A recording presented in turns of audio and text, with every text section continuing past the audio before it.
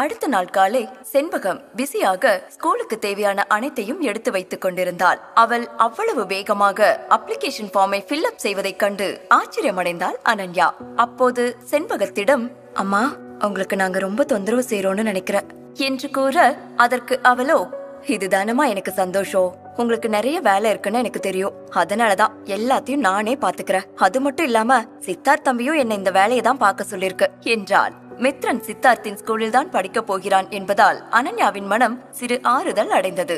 அன்று வெறும் introduction class மட்டுமே நடக்க இருந்தது. அங்கு மித்ரன் டிப்டாப்பாக டிரெஸ்ஸிங் செய்து ஸ்கூலுக்கு ரெடியாகி வந்தான். அவனை கண்ணிமைக்காமல் பார்த்து கொண்டிருந்தாள் அனன்யா.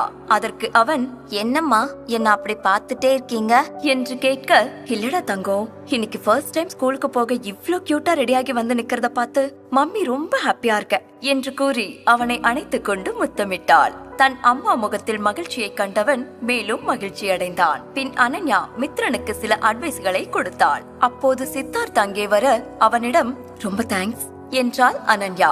அவனும் தலையசைத்து விட்டு அங்கிருந்து கிளம்பி விட்டான். பின்னர் அனன்யா தனக்குள், தேங்க்ஸ் சொன்னா அட்லீஸ்ட் ஒரு ஸ்மைலாவது பண்ணலாம்ல, எப்ப பார்த்தாலும் குரங்கு மாதிரியே முகத்தை வச்சுக்க வேண்டியது என்று நினைத்துக் கொள்கிறாள். மித்ரனை ஸ்கூலில் டிராப் செய்துவிட்டு காரில் அமர்ந்திருந்தவள் சிறிது வெறுமையாக உணர்ந்தாள். அப்போது அவள் மனதில் மித்ரன் சித்தார்த்தை போலவே நடந்து கொள்வதாக தோன்றியது. பிறகு, நான் ஏன் இப்படி யோசிக்கிற?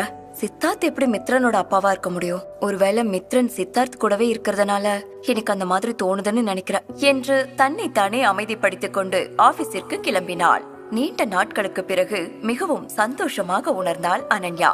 ஆபீஸ் பற்றிய முழு விவரங்களையும் ஏற்கனவே சேகரித்து வைத்திருந்தவள் எந்த மாதிரி வேலைகளை செய்ய வேண்டும் என்று தன்னை தயார்படுத்திக் கொண்டு வந்திருந்தாள். மதிய நேரம் சத்யாவின் மேனேஜர் யார் என்று தெரிந்து கொண்டு அவரை பார்க்க சென்றாள் அனன்யா. கம்பெனியில் இப்போதுதான் லே ஆஃப் முடிந்திருந்ததால் மிகவும் குறைவான ஆட்கள் தான் அங்கு இருந்தார்கள். அப்போது அனன்யாவிடம் புது டீம் லீட் வந்திருப்பதாகவும் அவர்தான் இனிமேல் ஆர்டிஸ்ட் பற்றிய விஷயங்கள் எல்லாவற்றையும் பார்க்க போவதாகவும் சொன்னார்கள். அதை கேட்டவள் அவரை பார்க்க சென்றாள். அங்கு அவள் எதிர்பார்த்தது போலவே ஒரு வயது முதிர்ந்தவர் அமர்ந்து கொண்டிருந்தார். அவரை கண்டதும் அவள் கண்கள் ஆச்சரியத்தில் விரிந்தன. ஆம், அங்கு இருந்தவர் அபிமன்யு குரூப் ஆஃப் கம்பெனியில் முக்கிய பொறுப்பில் இருந்த மோகன். அவரை ரெக்ரூட் செய்யும் அளவிற்கு இந்த கம்பெனி ஓனர் செல்வாக்கு நிறைந்தவரா என்று வியந்தாள் அனன்யா.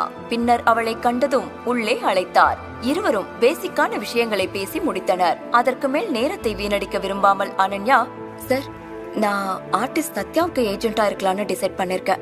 அவரை கொஞ்சம் கைட் பண்ணா ரொம்ப பெரிய ஆளா வந்துருவாரு என்று சொல்ல, அவர் அவளை பார்த்து, நீங்க கேட்டாலும் கேட்கலனாலும் உங்களுக்கு அசைன் பண்ணப்பட்டது சத்யாதான். இது உங்களோட ஃபீல்ட்.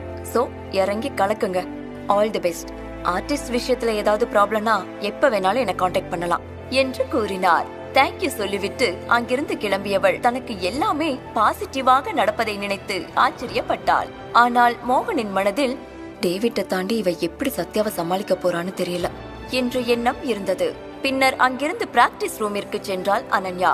அங்கு 6 அடியில் ஒரு ஆண்மகன் பார்க்க மிகவும் அழகாக இருந்தான். அவன்தான் டேவிட், சத்யாவின் ஏஜென்ட். ஏசி ரூமில் காஃபி கப்புடன் அந்த நேரத்தை என்ஜாய் செய்து கொண்டிருந்தான். அதே சமயம் அவன் எதிரில் பார்க்க ஸ்மார்ட்டாகவும் இளம் பெண்கள் மயங்கும் அளவிற்கு அழகாகவும் ஒருவன் பயத்துடன் நின்று கொண்டிருந்தான். அவனை மேலும் கீழும் பார்த்துவிட்டு, சத்யா, இன்னைக்கு நீ இங்க வந்தது எனக்கு ரொம்ப சந்தோஷமா இருக்கு. லாஸ்ட் 2 இயர்ஸ் வேஸ்ட் ஆனாலும் பரவாயில்ல, அட்லீஸ்ட் இப்பயாவது நல்ல டெசிஷன் எடுத்து இங்க வந்திருக்க என்றான் டேவிட். பின்னர், என்ன ஒரே ஒரு நாள் மட்டும் சந்தோஷப்படுத்து, அதுக்கப்புறம் உன் லைஃப நான் வேற மாதிரி மாத்திடுவேன் என்றான். ஆனால் சத்யாவோ எரிச்சலுடன் அவனை பார்த்து கொண்டிருந்தாள். பல முறை சத்யாவை அவன் ஆசைக்கு இணங்குமாறு கட்டாயப்படுத்தி இருக்கிறான் டேவிட். ஆனால் அவன் ஒருபோதும் அதற்கு ஒப்புக்கொண்டதில்லை. அதனால் தான் திறமையானவனாக இருந்தும் ஸ்டார் ஆக முடியவில்லை என்று வருந்தினான் சத்யா. அப்புறம் உன் சிஸ்டருக்கு உடம்பு சரியில்லைன்னு கேள்விப்பட்ட.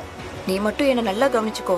உன் சிஸ்டர் ட்ரீட்மெண்ட் மட்டும் இல்லாம உன்னை பெரிய ஸ்டாரா ஆக்க வேண்டியதும் என்னோட பொறுப்பு என்றான் டேவிட். ஆனால் சத்யாவோ கம்பெனியில் நிறைய மாற்றங்கள் நடந்து கொண்டிருந்ததால் யாராவது வந்து தன்னை காப்பாற்றி விட மாட்டார்களா என்று ஏங்கிக் கொண்டிருந்தான். அப்போது அங்கு டேவிட்டின் அசிஸ்டன்ட் உள்ளே நுழைந்து, பாஸ், ஒரு முக்கியமான விஷயம் என்றார். அப்போது எரிச்சல் அடைந்தவன், ஏண்டா திறந்த வீட்டுக்குள்ள நாய் நுழையிற மாதிரி வர? அப்படி என்ன தலைப்புற விஷயம் என்று கேட்க, ஆமா சார், தலைப்புற விஷயம்தான். சத்யாவுக்கு வேற ஒரு ஏஜென்ட் அசைன் பண்ணிருக்காங்க. அவங்க ஒரு லேடி. இனிமே அவங்கதான் சத்யாவை பாத்துக்க போறாங்க என்றான். ஆனால் டேவிட், யார் வந்தாலும் என்னை எதுவும் செய்ய முடியாது. ஏன்னா மேனேஜ்மெண்ட் எனக்கு ரொம்ப க்ளோஸ், அதனால எதுவா இருந்தாலும் நான் பாத்துக்கிறேன் என்று சொல்லி அவனை வெளியே அனுப்பினான். அப்போதுதான் சற்று ஆறுதல் அடைந்த சத்யாவின் மனம் மீண்டும் இருட்டில் மூழ்கியது போல் ஆனது. டேவிட்டின் அசிஸ்டன்டிற்கு சத்யாவை பார்க்க மிகவும் பாவமாக தான் இருந்தது. தன்னால் எதுவும் செய்ய முடியாது என்பதை உணர்ந்தவன் அமைதியாக வெளியே சென்றான். விஷால் மற்றும் டேவிட் அழகான ஆர்டிஸ்ட்களை எந்த மாதிரி ட்ரீட் செய்வார்கள் என்று நன்றாக தெரிந்து வைத்திருந்தான் சத்யா. அப்போது டேவிட், எதுக்கு நீ இவ்ளோ பயப்படுற? நான் ஒன்னும் அவ்வளோ மோசமானவன் இல்ல. நான் உனக்காக எவ்வளோ நாள் வேணும்னாலும் வெயிட் பண்ணுவேன். ஆனா உன்னோட சிஸ்டரோட உயிர் அதுக்காக வெயிட் பண்ணிட்டு இருக்குமா? சோ இப்போ உன்னோட சிஸ்டரோட உயிர் உன் கையில என்று அவனுடைய இக்கட்டான சூழ்நிலையை பயன்படுத்த எண்ணினான் டேவிட். அதை கேட்ட சத்யா பல்லை கடித்துக் கொண்டு, I am not a K என்றான். டார்லிங், நீ கே இல்லைன்னு எனக்கு தெரியும். ஆனா உன்னால என்ன சந்தோஷப்படுத்த முடியும். சோ என்ன சந்தோஷப்படுத்தினா நீயும் சந்தோஷமா இருக்கலாம், இல்லனா என்று அசால்ட்டாக மிரட்டினான் டேவிட். இப்ப இருக்கிற எல்லா பெரிய ஆர்டிஸ்டுமே என்னோட ஆசைக்கு இணங்கினவங்க மட்டும்தான். சோ நல்லா யோசி. நான் நினைச்சா உன்னை ரொம்ப பெரிய ஆளா கொண்டு வந்துட முடியும் என்றார். அதை கேட்ட சத்யா கோபத்தில் அங்கிருந்த கண்ணாடி பாட்டிலை தூக்கி எறிய அது சுக்கு நூறாக உடைந்து சிதறியது. மேலும் அவன், உனக்கு ஒரு தடவை சொன்னா புரியாதா? அறிவில்ல, முட்டாள் மாதிரி கேட்டுட்டே இருக்க. எனக்கு வேற மேனேஜர் வேணும் என்று கோபத்தில் கொந்தளித்தான் சத்யா.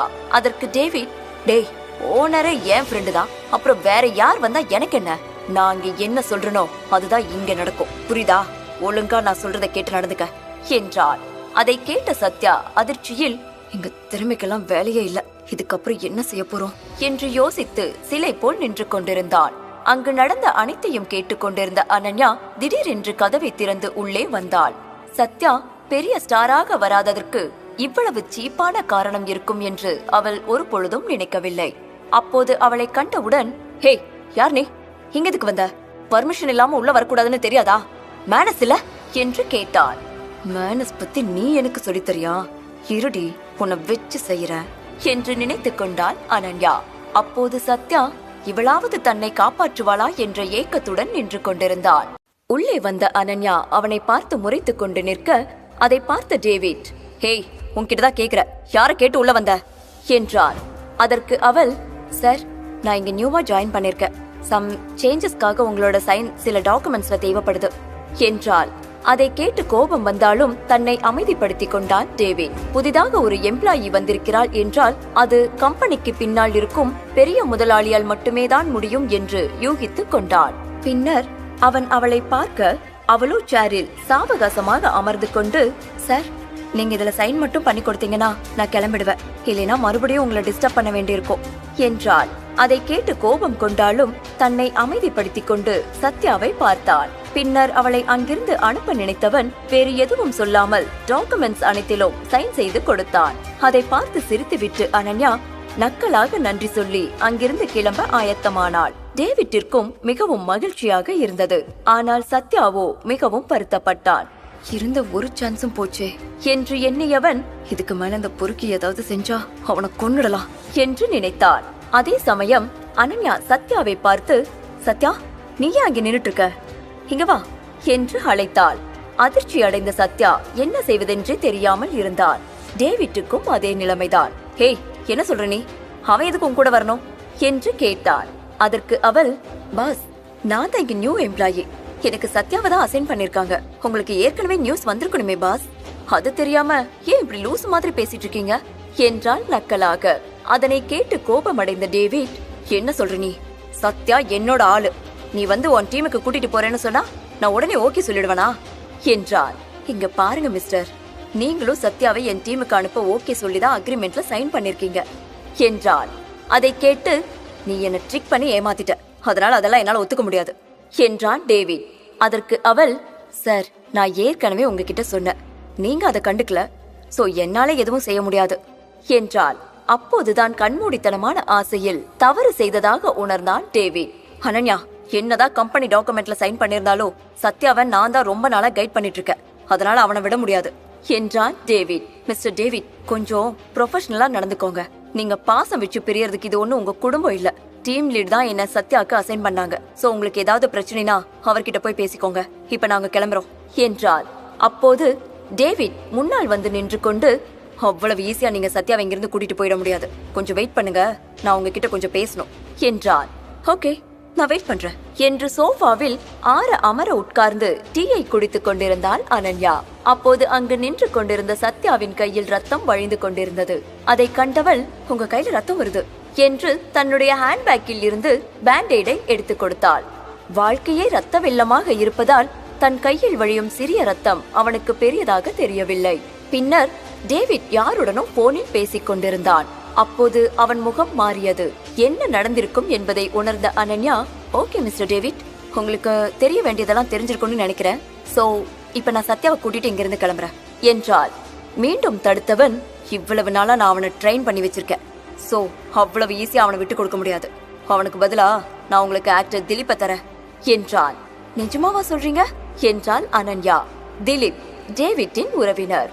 ஆகையால் அவனை பெரிய ஸ்டார் ஆக்குவதற்காக அவன் பல முயற்சிகளை செய்திருந்தான். டேவிட் சொன்னதை அனன்யா யோசித்துக் கொண்டிருக்க, அப்போது சத்யாவின் நிலைமையை பார்த்து ஒரு குரூரமான சிரிப்பை உதிர்த்தான் டேவிட்.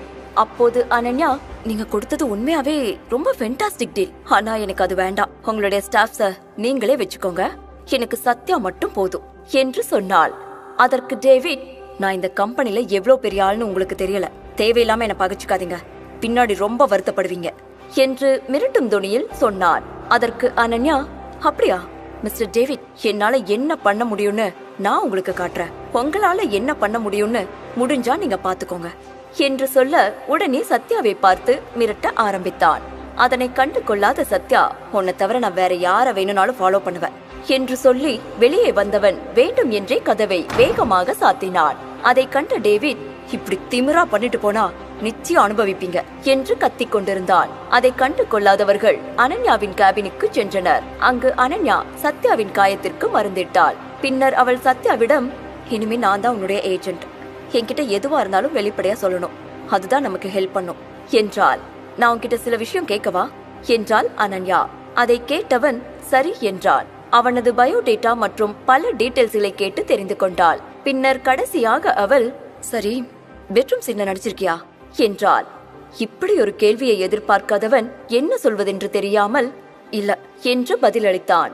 அவன் பதில் அளித்ததை வைத்து அவன் மிகவும் இன்னசென்ட் என்பதை புரிந்து கொண்டாள் அனன்யா. மேலும் அவனது ஃபேமிலி பற்றி கேட்டு அறிந்து கொண்டாள். அவனுடன் அவள் தங்கை அம்மு இருப்பதாக சொன்னான். பிறகு அவனுடைய வேலையை பற்றி கேட்டபோது அவனுக்கு கோபம் மட்டுமே வந்தது. ஏனென்றால் கடந்த 2 வருடங்களாக எந்த ஒரு வேலையையும் டேவிட் இவனுக்கு கொடுக்கவே இல்லை.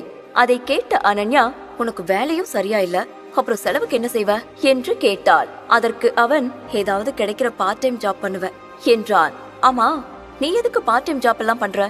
கம்பெனி தான் உனக்கு பேசிக் சேலரி ப்ரொவைட் பண்ணுவாங்கல்ல என்றாள். அதை கேட்ட சத்யா அமைதியாக இருக்க, என்ன நடந்திருக்கும் என்பதை உணர்ந்தவள் உடனே டேவிட்டிற்கு கால் செய்தாள். அனன்யாவின் நம்பர் அவனிடம் இல்லாததால் உடனே போனை எடுத்தான். அதில் அவள், நீங்க ஆர்டிஸ்ட் சத்யாவுக்கு கொடுக்காம விட்ட பேசிக் சேலரி டியூஸ் அத்தனையும் உடனே செட்டில் பண்ணுங்க, இல்லனா இந்த விஷயத்தை நான் ஹையர் ஆபீசருக்கு இன்ஃபார்ம் பண்ண வேண்டியிருக்கும் என்றாள். உடனே அவன், ஹேய், உனக்கு என்னடி அவ்வளவு திமிரு?